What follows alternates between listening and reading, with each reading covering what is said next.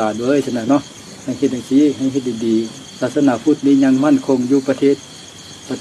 ศเอเชียเพื่อนว่าศาสนาพุทธที่เจริญอยู่ตะวันออกของอินเดียแล้วก็พม่ามันก็ว่ามันก็เล่งสลาวได้ตะวันออกของอินเดียพม่าเขาเจริญเต็มที่แต่ว่าลาวนี่เป็นน้องลาวลูกชายลาวแล้วที่เจริญอยู่เขตลาว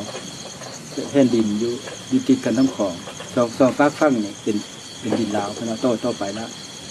ปีต่อไปนานเพิ่นว่า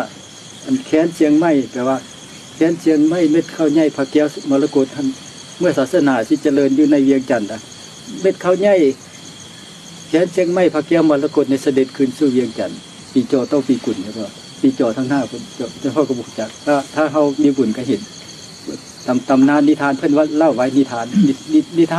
เมืองเวียงจันทน์นี้มีหลายซ้ำพาราณสีพุ่นน่ะมีตำนานหลายอยู่ในอุดรขอนแก่นอุบลเขาจะไปลำเสมอว่านิทานเรื่องนั้นเรื่องนี้มีหลายจ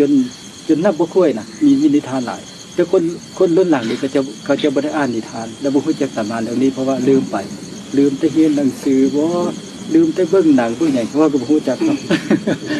ต่อไปก็ฮู้หั่นแหละเนาะมันก็เปิดออกเนาะมีนิทานหลายเพิ่นกล่าวไว้เพิ่นศาสนานี้ที่เจริญอยู่ประเทศลาวสร้างเข้าไปนะแล้วคนที่มาสร้างเวียงจันทน์ให้งามที่สุดให้เจริญที่สุดนั่นคนตาลิบที่ไปอยู่ดอนน่ะอยู่กลางดอนคนที่ตาลิบไปเป็นยุทธนะหลวงปู่หลวงตาหลวงปู่มั่นเพิ่นก็เว้านะคนญี่ปุ่นเพิ่นก็เว้าได้บ่แม่นจีนบ่แม่น